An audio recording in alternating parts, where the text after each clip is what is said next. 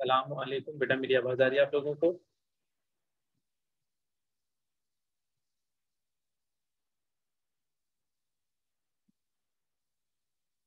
वालेकुम अस्सलाम।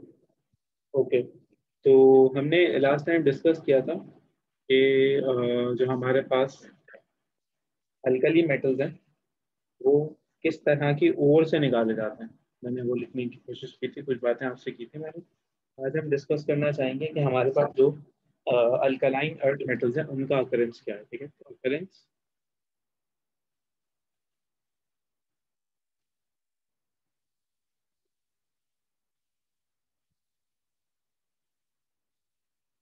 Alkaline earth metals.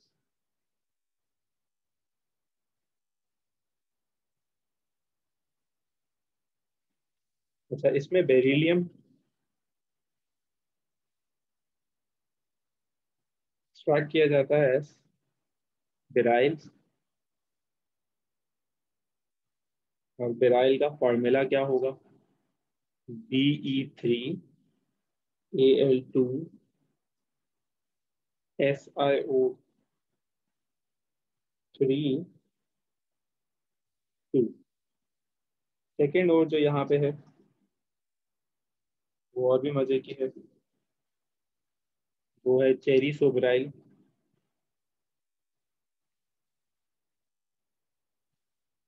Formula Al2BeO4। ठीक है। देन मैग्नीशियम के लिए तो पूरा बाजार है कि हमें मैग्नीशियम किस किस चीज़ से मिल रहा होता है, कौन कौन सी ओर्स हैं हमारे पास। तो उसमें सबसे पहले मैग्नेसाइट, दैट इज MgCO3। फिर इसके अलावा डोलोमाइट,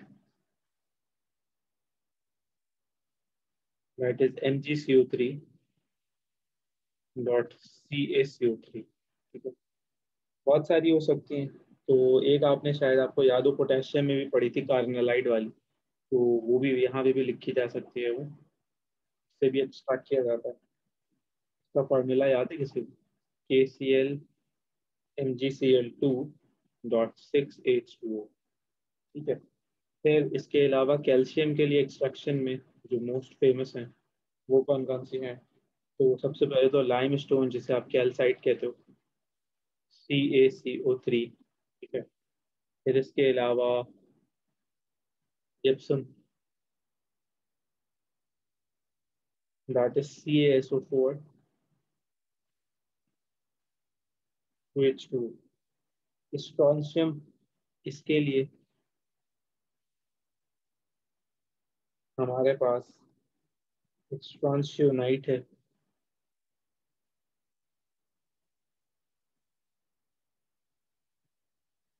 जिसका फॉर्मूला है SrCO3। और बेरियम के लिए फाइनली हमारे पास पेराइट,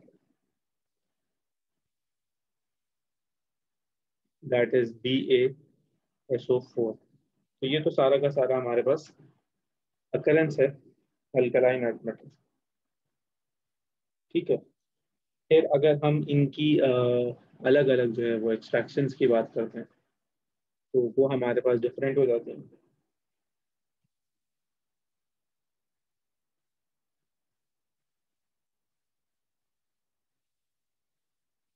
मैग्नीशियम को एक्सट्रैक्ट किया जाता है बाय इलेक्ट्रोलिसिस। अब इसमें हम सारी वो चीज़ें लिख सकते हैं जो मैग्नीशियम के लिए हमारे पास यहाँ अवेलेबल है। हम इनमें से किसी का भी इलेक्ट्रोलिसिस कर सकते हैं, इसमें हमें मैग्नीशियम मिल जाता है। ठीक है। कैल्शियम जो है वो अगेन वो भी इलेक्ट्रोलिसिस से ही जो है वो एक्सट्रैक्ट किया जाता है। कैल्शियम की भी ओर्स आपके पास मौजूद हैं। ठीक है। बेरियम हम जो है वो एक्सट्रैक्ट करते हैं थ्रू इसका इलेक्ट्रोलिसिस। ठीक है, बाकी और एक्सट्रैक्शन हमने नहीं देखनी। अच्छा, इसके अलावा फिर अगर हम आ जाते हैं, हमारे पास है सोडियम क्लोराइड। इसकी जाहिर ऑब्वियस सी बात है, कोई प्रिपरेशन हम नहीं पढ़ते क्योंकि ये नेचुरली अकरिंग है। हमें एज रॉक सॉल्ट इसके काफ़ी सारे डिपॉजिट्स मिल जाते हैं, तो हमें इसकी प्रिपरेशन करने की कोई ज़रूरत नहीं है। हाँ, इसकी फिल्ट्रेशन हो सकती है। इसमें जो फिल्ट्रेशन वाला पैरामीटर है वो दो तरह से किया जाता है। या तो ये है कि अगर हमारे पास फॉर एग्जांपल हमें जो समंदर का पानी मिल रहा है उसके अंदर इम्प्योरिटी दो तरह की होती है, या तो उसमें क्लोराइड्स होते हैं या उसमें सल्फेट्स होते हैं। तो क्लोराइड्स उसमें मौजूद होंगे कैल्शियम या मैग्नीशियम के तौर पर। कैल्शियम क्लोराइड होगा, मैग्नीशियम क्लोराइड होगा। यानी कि समंदर का जो पानी है उसमें अगर हमें NaCl एक्सट्रैक्ट करना है तो उसमें ये एज एन इम्प्योरिटी मौजूद है। केमिस्ट्री के अंदर इम्प्योरिटी काफ़ी ज़्यादा इंपॉर्टेंट होती है, क्योंकि इम्प्योरिटी से जान छुड़ानी होती है हमें। ठीक है, तो इसको एक्सट्रैक्ट करने के लिए, इसको रिमूव करने के लिए हम या तो यूज़ करते हैं सोडियम कार्बोनेट, या हम इसके साथ यूज़ कर रहे होते हैं सोडियम हाइड्रोक्साइड। ठीक है, कार्बोनेट और हाइड्रोक्साइड। तो इससे रिजल्ट क्या बन रहा होता है? अच्छा, ये दोनों रिएक्शंस दोनों के लिए लिखे जा सकते हैं, यानी कि ये दोनों रिएक्टेंट इसके साथ रिएक्ट कर सकते हैं। इसी तरह से जो ये वाले दोनों रिएक्टेंट हैं ये नीचे वाले के साथ भी रिएक्ट कर सकते हैं, इसके साथ भी रिएक्ट कर सकते हैं। ठीक है, तो अगर हम बात कर रहे हैं कैल्शियम क्लोराइड मैग्नीशियम क्लोराइड की, तो सोडियम कार्बोनेट से रिएक्ट करके क्या बनाएगा? ऑब्वियस सी बात है, एक तो सब्सटेंस होगा सोडियम क्लोराइड और दूसरा सब्सटेंस क्या होगा? दूसरा सब्सटेंस होगा, अगर कैल्शियम लिया हुआ है तो कैल्शियम कार्बोनेट, या अगर मैग्नीशियम लिया हुआ है तो क्या होगा? Magnesium carbonate. ठीक है, इसी तरह से अगर आप यहाँ पे बात करेंगे तो आपको खुद से प्रोडक्ट ज़ाहिर है ऑब्वियसली बात है समझ में आ जाएगा। एक होगा सोडियम क्लोराइड और दूसरा क्या होगा? दूसरा होगा, अगर आपने मैग्नीशियम लिया हुआ है तो मैग्नीशियम हाइड्रोक्साइड, और अगर कैल्शियम लिया हुआ है तो कैल्शियम हाइड्रोक्साइड। ठीक है, तो जो आपके पास रॉक सॉल्ट है, जो आपके पास सी वाटर से निकाला जा रहा है, उसके लिए आप कर रहे हैं, उसके लिए आप क्लोराइड्स को रिमूव कर रहे हैं थ्रू हाइड्रोक्साइड और कार्बोनेट। ये जहन में रही बात।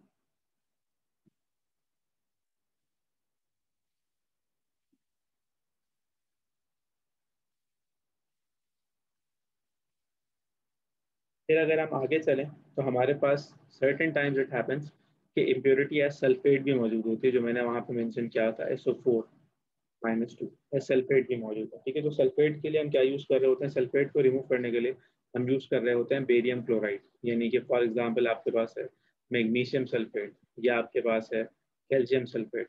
आप नहीं चाहते कि ये आपके जो है वो क्या कहते हैं सब्सटेंस को जो है वो इम्प्योर करे, तो आप इसका रिएक्शन बेरियम क्लोराइड से बना सकते हैं। तो ये क्या बना लेता है? ये बना लेता है मैग्नीशियम क्लोराइड, और ये बना लेगा फिर अगेन अगर कैल्शियम यूज़ करेंगे तो कैल्शियम क्लोराइड। जो यूज़ करेंगे दोनों रिएक्टेंट इससे रिएक्ट करेंगे, और फिर आपके पास क्या बन जाएगा? Barium sulphate.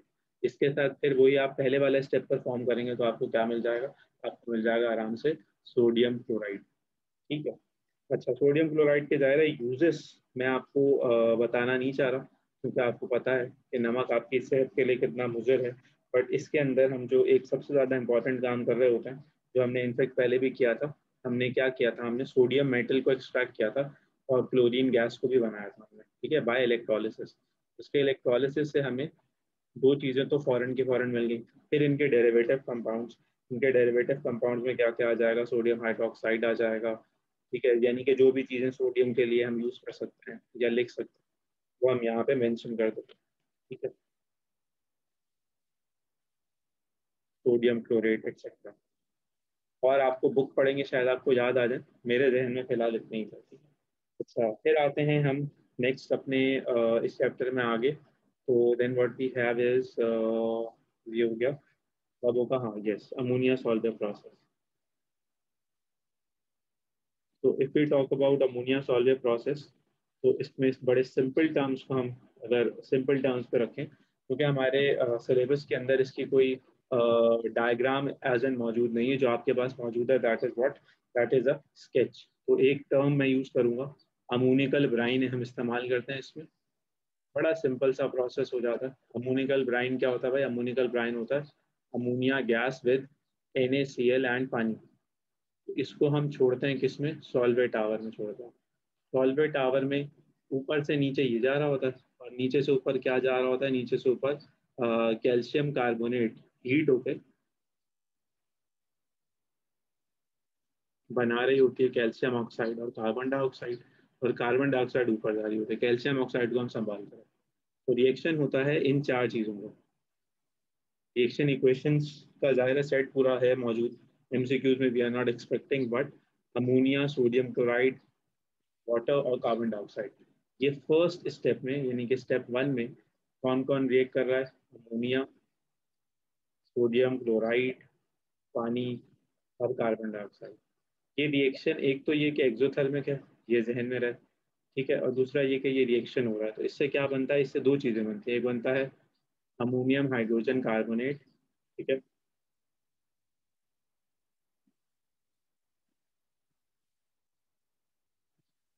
और दूसरा NaCl अपनी जात में वैसे ही मौजूद रहता है। अच्छा, ये इनका रिएक्शन जो है वो नॉर्मली लोअर टेम्परेचर्स पे हो रहा होता है। तो वही बात मैंने आपको समझाने की कोशिश की डायरेक्ट, कि अगर एक्सोथर्मिक रिएक्शन है तो अमोनिया सॉल्वेट टावर के अंदर जो टेम्परेचर है वो ज़्यादा होगा, ज़ाहिर है, ऑब्वियस सी बात है। तो ammonium hydrogen carbonate, that is NH4 NH HCO3 और सोडियम क्लोराइड का रिएक्शन नहीं हो पाएगा। क्यों नहीं हो पाएगा? क्योंकि ये लोअर टेम्परेचर पर है। तो किया ये जाता है कुछ स्कीमेटिक डायग्राम या कुछ फिगर्स के अंदर, what we do is we collect this and send this to as a step to certain new container, new chamber, जहाँ पे टेम्परेचर मेंटेन किया जाता है 15 डिग्री से। ठीक है, आपकी किताब ये कहती है कि नहीं, आपका सिलेबस ये कहता है कि नहीं, ये इसी के अंदर रखा जाता है, यानी कि सॉल्वेट टावर के अंदर ही रखा जाता है, और सॉल्वेट टावर की जो डाउन साइड है, तो वो डाउन साइड जो है ना वो ठंडी की जाती है, कूल की जाती है। तो उसमें एक एतराज ये बन जाता है बच्चे को, जिसको समझ में आ रही होती है बात, कि सर अभी आप थोड़ी देर पहले कह रहे थे, मैं नहीं कह रहा था, असल में किताब कह रही थी कि डाउन साइड को तो हीट कर रहे थे कैल्शियम कार्बोनेट डाल के, तो उसमें आप कार्बन डाइऑक्साइड और पानी बना, कैल्शियम ऑक्साइड बना रहे हैं। तो ये कौन सी डाउन साइड है जो साइमल्टेनियसली ठंडी भी हो रही है और साइमल्टेनियसली गर्म भी हो रही है? तो हकीकत ये है कि किताब वालों ने इसमें जान छुड़ाई है, आपको समझाने की, अवॉइड किया है इस चीज़ को, कि यार वो एक दूसरे टावर में लेके जाया जाता है, इस बात को उन्होंने स्किप किया हुआ है। तो वो दूसरे टावर में ही बेसिकली लेके जाया जाता है, और उसका टेम्परेचर 15 डिग्री सेल्सियस पे रखा जाता है, या लो टेम्परेचर पे रखा जाता है, ठीक है। तो फिर क्या होता है, फिर ये दोनों रिएक्ट करके क्या बना लेते हैं भाई, ये दोनों रिएक्ट करके बना लेते हैं सोडियम हाइड्रोजन कार्बोनेट और अमोनियम क्लोराइड, NH4Cl। ठीक है, अब दोनों प्रोडक्ट्स को जहन में रखें। इन दोनों से क्या फायदा होता है? इन दोनों से फायदा बेसिकली ये होता है कि अब हमारे पास जो दो चीजें बन गई हैं, वो क्या क्या हैं? वो हैं सोडियम हाइड्रोजन कार्बोनेट, इसे हम लेके जाते हैं अलग कंटेनर में, हीट करते हैं, we get sodium carbonate, then पानी, एंड देन कार्बन डाइऑक्साइड। और इसका क्या नाम होता है? सोडा ऐश, इसे हम कहते हैं। ये MCQs के लिए काफी इंपॉर्टेंट है। सोडियम हाइड्रोजन कार्बोनेट को बेसिकली हम क्या कह रहे होते हैं? इसको हम कह रहे होते हैं बेकिंग सोडा। और इसका दूसरा नाम क्या होता है? Anhydrous sodium carbonate.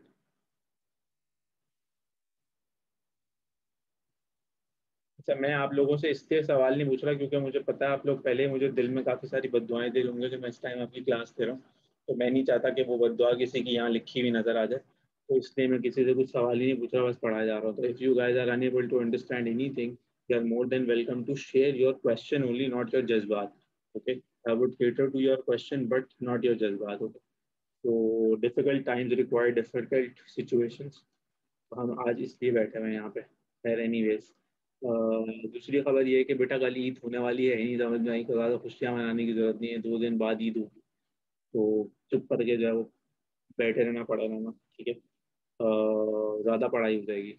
हाँ, अब वापस आते हैं, थोड़ा फजूल बातें करने के बाद, काम के बाद वापस कर लेते हैं, कि सोडियम कार्बोनेट जो है, जिसे हम कह रहे हैं एनहाइड्रस सोडियम कार्बोनेट, ये हमारा प्रोडक्ट है। इसको हम क्या कर सकते हैं भाई, इसको हम जो है वो क्रिस्टलाइजेशन के प्रोसेस से गुजारते हैं। क्रिस्टलाइजेशन में आपको पता है, मेरा ख्याल है आपकी नॉलेज में होगा, कि हम क्या करते हैं कि हम एक सॉल्यूबल सॉल्ट को सुपर सैचुरेटेड सॉल्यूशन में कन्वर्ट करते हैं। सुपर सैचुरेटेड सॉल्यूशन में कन्वर्ट करने के बाद हम क्या कर रहे होते हैं, हम ये कर रहे होते हैं कि हम फिर उसको कूल होने का टाइम दे रहे होते हैं। तो फिर ये क्या बन जाता है? फिर ये बन जाता है हाइड्रस सोडियम कार्बोनेट, ठीक है, जिसे आप क्या कह रहे हो? तो वॉशिंग सोडा। देखो, केमिस्ट्री अगर पढ़ लोगे ना तो जिंदगी कितनी आसान हो जाएगी, खाना बनाना भी आ जाएगा, बर्तन धोना भी आ जाएगा, कपड़े धोना भी आ जाएगा। तो जिंदगी में कभी कम मतलब कम से कम तुम लोग बेरोजगार नहीं रहोगे, तुम लोगों को बेकिंग सोडा बनाने का तरीका भी पता होगा, वॉशिंग सोडा का भी पता होगा। तो washing soda is basically main ingredient of detergent. पुराने जमाने में सोडा मिलता था बाजार में, सर्फ नहीं मिलते थे, डिटर्जेंट नहीं मिलते थे, तो ये इस्तेमाल किया जाता था, ठीक है। तो मैं इसलिए कहता हूँ केमिस्ट्री जरा ध्यान से पढ़ा जाओ। आप लोग जिंदा हैं तो मुझे भी फिक्र होने लगी है। ओ थैंक यू, एज यूजुअल मेरे जगाने पे जाग गए। अच्छा, दो चीजें बच गई। दो चीजें कौन कौन सी बच गई अगर आप लोगों ने ध्यान दिया हो? तो अमोनियम क्लोराइड बच गया और कैल्शियम ऑक्साइड बच गया। ये कहाँ बचा था? ये बचा था सॉल्वे प्रोसेस में इसके साथ इसका पार्टनर।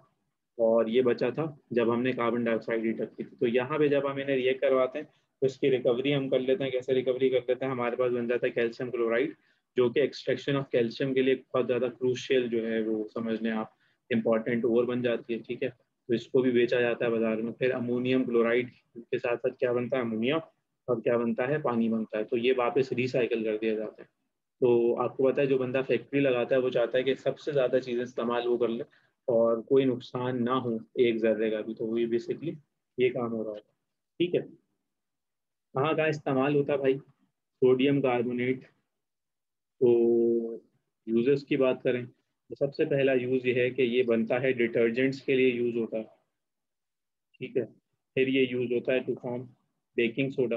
बेकिंग सोडा बनाने के लिए भी इस्तेमाल हो रहा होता है। यानी कि आप वॉशिंग सोडा पकड़ते हैं और आप इसको जो है वो फिर से हीट अप करते हैं और ये बन जाता है बेकिंग सोडा। इसी तरह से फिर ये बनाने के लिए इस्तेमाल होता है ग्लास सोडियम सिलिकेट्स। ठीक है, सोडियम सिलिकेट्स बनाने के लिए इस्तेमाल होता है, जिससे आप वाटर ग्लास या ग्लास कह रहे होते हैं, सिलिका कह रहे होते हैं। ठीक है, इसके अलावा हाँ और कोई चीज़ इतनी इंपॉर्टेंट नहीं है जो हम डिस्कस करें। डिटर्जेंट का जो एक्शन है वो मैं आपको बेसिकली वहाँ जाके पढ़ा रहा हूँ जब केमिकल इंडस्ट्रीज पढ़ जाऊंगे। लेकिन I hope you guys remember कि हाउ डिटर्जेंट, देखें डिटर्जेंट कपड़े क्यों साफ धोता है? क्योंकि डिटर्जेंट का सबसे पहला काम जो होता है कि डिटर्जेंट जो है वो सोपलेस क्लींजिंग एजेंट होता है। ठीक है, सोपलेस क्लींजिंग एजेंट होने का क्या मतलब है? ये आप प्लीज इस तरह नहीं समझिएगा कि सर घर में बैठे हुए कपड़े धो रहे होते हैं तो सर को पता है कि डिटर्जेंट क्या होता है। सर को इसलिए पता है कि सर ने केमिस्ट्री पढ़ी है। तो डिटर्जेंट पहले क्या करता है? वैसे सवाल पूछूं अगर मैं तुम लोगों से, तो कपड़े धोने के लिए डिटर्जेंट का इस्तेमाल कैसे किया जाता है? कोई प्रोसेस समझाएगा जरा मुझे? या अगर मेरे घर में सोप है, कपड़े धोने वाली साबुन है, तो मैं उसका इस्तेमाल कैसे करूँ? फर्क होता है दोनों चीज़ों में। सोचे हम। मैं चुप हूँ बिल्कुल, अब आप बोलेंगे। अब तुम लोग बोलोगे और मैं सुनूंगा।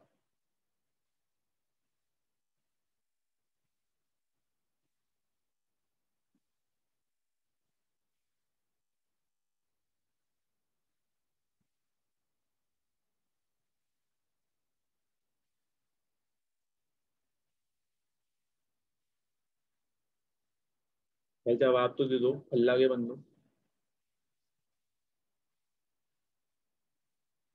पाउडर को वाटर में मिक्स करते हैं और सोप को कपड़ों पे रगड़ते हैं, maybe. Yes, no not maybe, it is very much sure. बिल्कुल सही कहा आपने। डिटर्जेंट को हम डालते हैं पानी में। तो पानी में क्यों डालते हैं? क्योंकि it acts as a water softener. ठीक है, ये इस्तेमाल होता है एज वाटर सॉफ्टनर। खारे पानी को पहले बनाता है मीठा। ठीक है, वाटर सॉफ्टनर के तौर पे यूज होता है।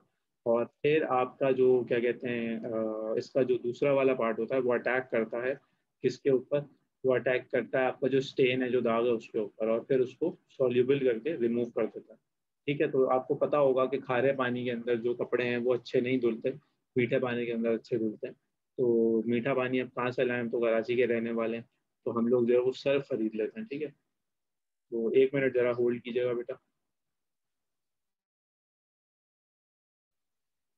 तो ये आई एम बैक। डिटर्जेंट्स की बात हो रही थी, ठीक है, और यहाँ तक की बात हो गई।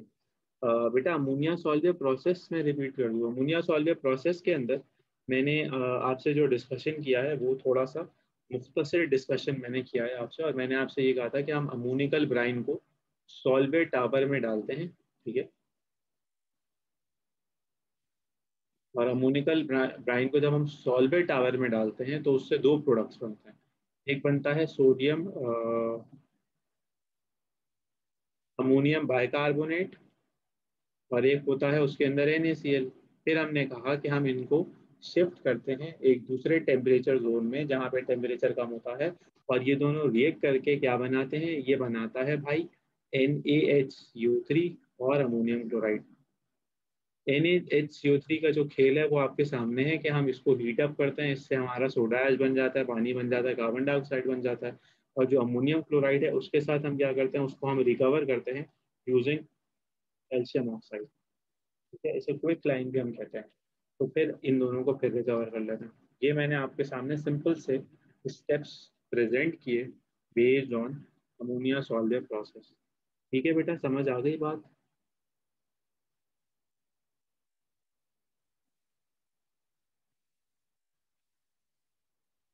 अच्छा जी, इसके बाद फिर हमारे पास क्या आता है, इसके बाद फिर हमारे पास आता है कास्टनर केल्नर सेल।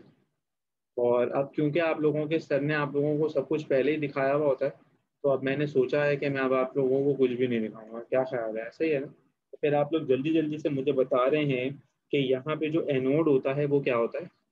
तो यहाँ पे जो एनोड होता है उसको हम कहते हैं कि वो होता है टाइटेनियम एनोड, है ना? और यहाँ पे जो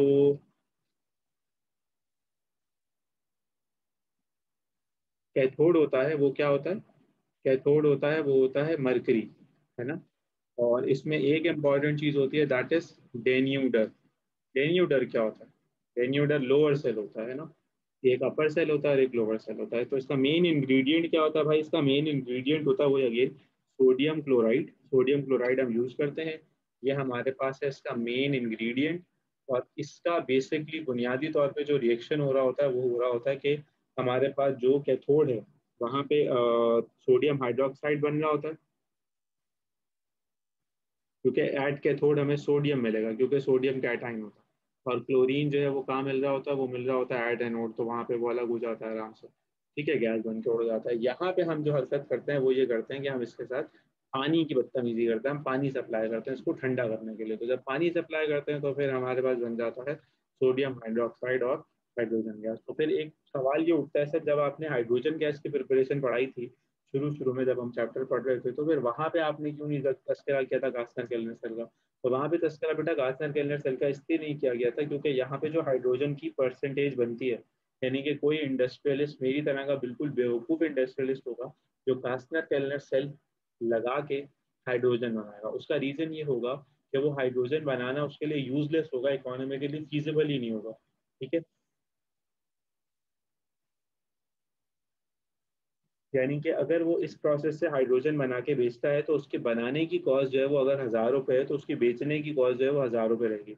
लेकिन वो इसको सोडियम हाइड्रोक्साइड के लिए अगर मार्केट करता है या सोडियम हाइड्रोक्साइड की यील्ड बढ़ाने की कोशिश करता है तो उसमें उसको फायदा होगा। ठीक है, इसलिए मैंने वहां पे आपको नहीं बताया।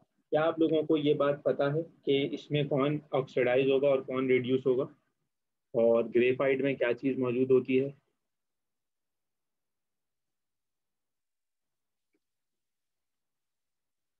तो डेन्यूडर में क्या चीज़ मौजूद होती है? तो डेन्यूडर में ग्रेफाइट मौजूद होता है। और मैं अगर आप लोगों के सामने तस्करा कर दूं कि सोडियम जो है वो क्या हो रहा है और क्लोरीन जो है वो क्या हो रहा है, तो आप मुझे बता देंगे कि क्या क्या हो रहा है?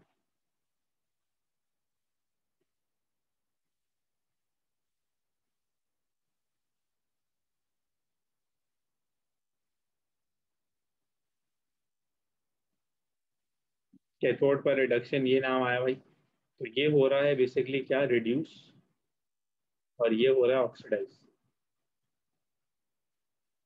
ठीक है, ये हो गई कहानी। फिर हमारे पास इसमें और एक आपने शायद आगे जाके आपको याद आ रहा होगा शायद, आप लोगों ने तो 9 क्लास में भी मोटी वाली किताब पढ़ी है ना, जो केमिस्ट्री की बड़ी वाली किताब होती थी जिसके अब दो हिस्से कर दिए गए, उसमें आता था बचपन में, आपको शायद याद होगा, नेल्सन सेल, है ना? सेम चीजें बनती हैं उससे, यानी कि नेल्सन सेल का भी जो आउटपुट है वो सेम है। यानी कि आप NaCl डालोगे आपको क्या मिलेगा? आपको मिलेगा सोडियम हाइड्रोक्साइड, हाइड्रोजन गैस और क्लोरीन गैस। तो अब नेल्सन सेल और कास्टर गेलर सेल फिर दो लोगों ने क्यों बनाया, क्या मसला था दोनों का? ये हम यहाँ पे भी पढ़ रहे होंगे, लेकिन अभी मैंने सिर्फ आपके सामने इसका तस्करा कर दिया। इसकी डायग्राम वगैरह हम नहीं पढ़ रहे होंगे, एवरीथिंग स्टेज सेम। बट इसमें सिर्फ क्लोरीन वो मरकरी नहीं होता है नेल्सन सेल में। ये सबसे बड़ा जो एडवांटेज इस प्रोसेस का है वो क्या है? इस प्रोसेस का जो सबसे बड़ा एडवांटेज है वो ये है कि ये मोर एफिशिएंट है। यानी कि कास्नर केलनर सेल बनाने की जरूरत इसलिए पड़ी कि that is more efficient. More efficient होने का क्या मतलब है? जैसे माशाल्लाह से आप लोग हैं ना, ओवर एफिशिएंट किस्म के बच्चे हैं, इंतहाई बेहतरीन किस्म के बच्चे हैं। तो बस अब आपको पता होगा कि एफिशिएंट होने का क्या मतलब होता है। दूसरी बात ये कि इसके अंदर जो सबसे अच्छी चीज होती है वो ये होती है कि भाई क्लोरीन वैन और सोडियम हाइड्रोक्साइड वैन ये दोनों अलग अलग जगहों पे बन रहे होते हैं। यानी कि ये बन रहा होता है कहाँ पे, टॉप सेल, ऊपर वाले पोर्शन में। और ये कहाँ बन रहा होता है, ये डेन्यूलर में बन रहा होता है। तो देर इज नो चांस कि ये दोनों रिएक्ट कर जाएं किसी भी तरह से आपस में। ये दोनों सेपरेटेड होता है। सबसे बड़ा मसला या सबसे बड़ा जो इसका एडवांटेज है नेल्सन सेल का, वो क्या होता है, यानी कि ये बात कास्टनर केल्नर सेल के डिसएडवांटेज में जाएगी। जो इसका फायदा है वो क्या है, वो ये है कि इसमें मरकरी इस्तेमाल नहीं हो रहा। तो मरकरी से हमें इतनी तकलीफ क्यों होती है, जरा बताएं भाई। मरकरी से इसलिए हमें तकलीफ होती है कि मरकरी क्या होता है, मरकरी होता है पॉइजनस। ठीक है, तो ये सबसे बड़ा इसका एडवांटेज है। जबकि इसका सबसे बड़ा डिसएडवांटेज क्या होगा, तो ये होगा कि इसकी एफिशिएंसी कम है, और इसके अंदर जो हमारे पास क्लोरीन और सोडियम हाइड्रोक्साइड है उनका पॉसिबल रिएक्शन हो सकता है। ठीक है बेटा, ये बात समझ में आती है।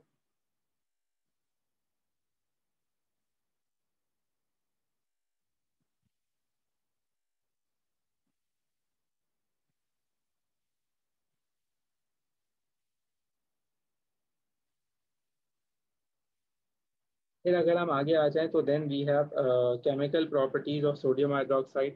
तो chemical properties of sodium hydroxide के अंदर हम क्या क्या चीज़ें पढ़ रहे होते हैं। सबसे पहले तो क्योंकि ये बेस है तो मेरा फेवरेट रिएक्शन न्यूट्रलाइजेशन रिएक्शन होगा।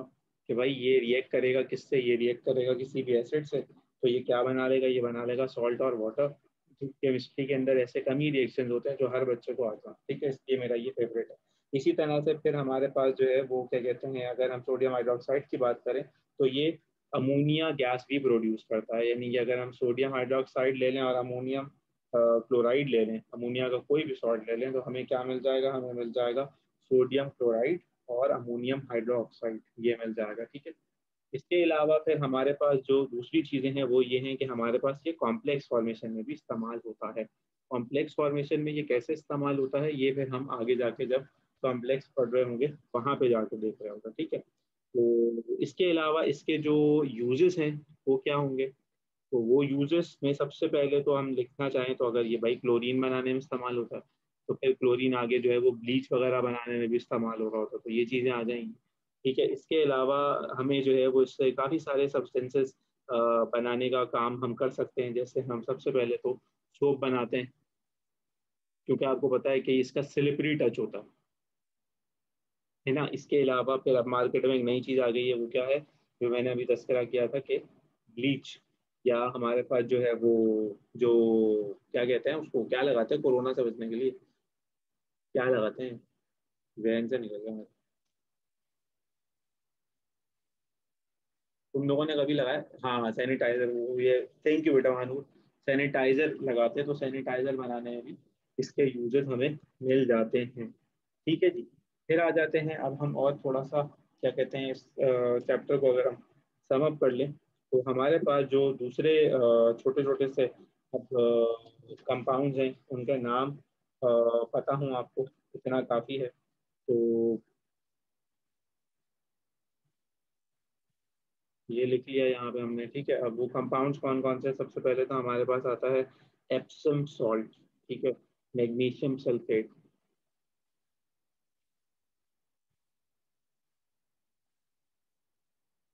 MgSO4। ठीक है, तो ये कैसे बनाया जाता है, इसको बनाने के काफ़ी सारे तरीके हैं। ठीक है, बस हम मेथड्स ऑफ प्रिपरेशन में तो नहीं जा रहे क्योंकि कोई इंडस्ट्रियल मेथड नहीं है। किस ओर से ये बनाया जाता है, दैट इज केसराइट। ठीक है, तो kieserite is basically magnesium sulphate with पानी। ठीक है, और हम इसको क्या करते हैं, हम बेसिकली इसको जो है वो हीट अप करते हैं, डिहाइड्रेट करते हैं। डिहाइड्रेशन से हमें मैग्नीशियम सल्फेट मिल जाता है। बहुत सारे तरीके हैं, आप को याद नहीं करने I guess, and I don't think कि वो कभी आए हैं, तो मेरी नॉलेज में अभी तक तो नहीं है कि वो आए हैं। ठीक है, तो आप उसको छोड़ सकते हैं। इसके अलावा मैग्नीशियम सल्फेट जो है वो कहाँ यूज़ होता है, तो मैग्नीशियम सल्फेट यूज़ होता है एक तो डबल सॉल्ट बनाने के लिए। डबल सॉल्ट क्या चीज़ है, किसी को अंदाज़ा है।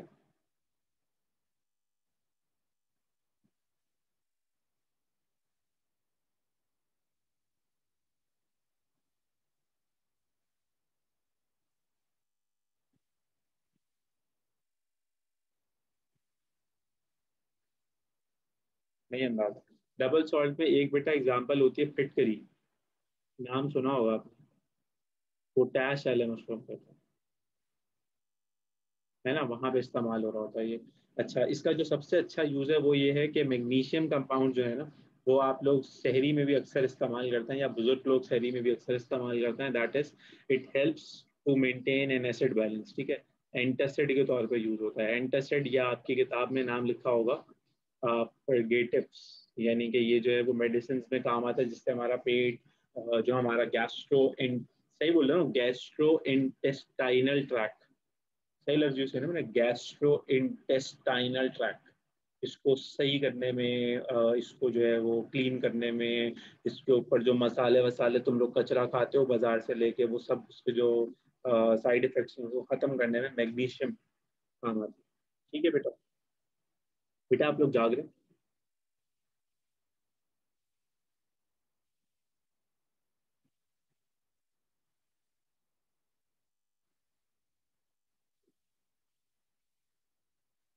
मैंने गैस्ट्रो इंटेस्टाइनल ट्रैक्ट सही लफ्ज इस्तेमाल किया था।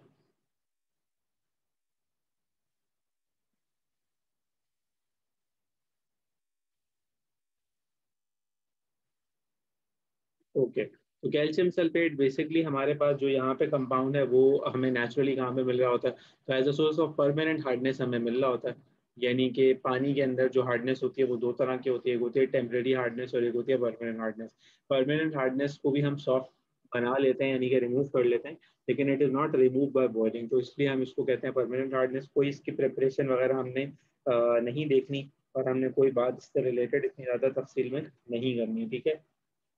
फिर लेकिन इससे हम क्या काम कर रहे होते हैं, इसको हम कन्वर्ट कर रहे होते हैं, जब हम इसको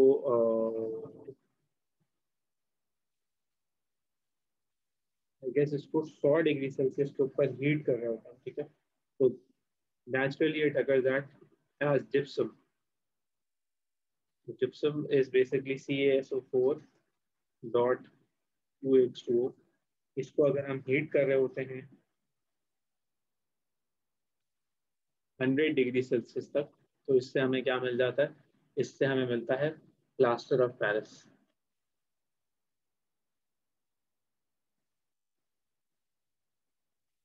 प्लास्टर ऑफ पेरिस का थोड़ा टेढ़ा सा फॉर्मूला होता था, अब वो फिलहाल मेरे जहन में नहीं आ रहा, तो I check and I let you know. I guess वो होता था कि इसके अंदर से कुछ जो है ना वो वाटर ऑफ क्रिस्टलाइजेशन उड़ जाते थे। सही है, सही बता रहा हूँ? क्या कहते हो तुम लोग इस सिलसिले में?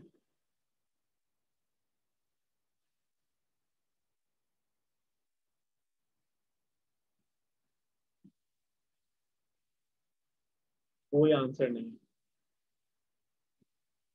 गॉड।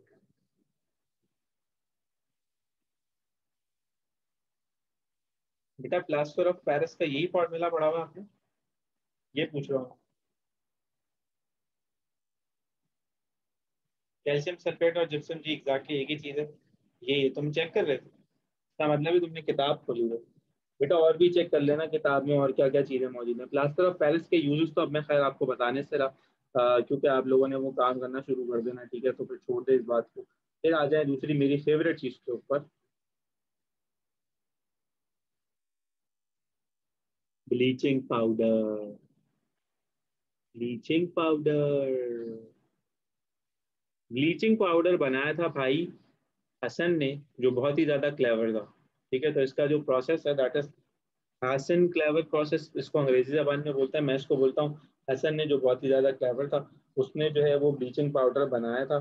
किस तरह से उसने ब्लीचिंग पाउडर बनाया था?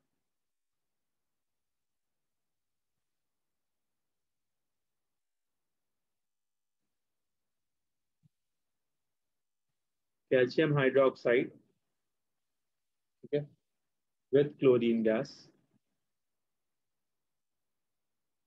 तो वी हैव कैल्शियम हाइपोक्लोरेट, ठीक है, विथ पानी।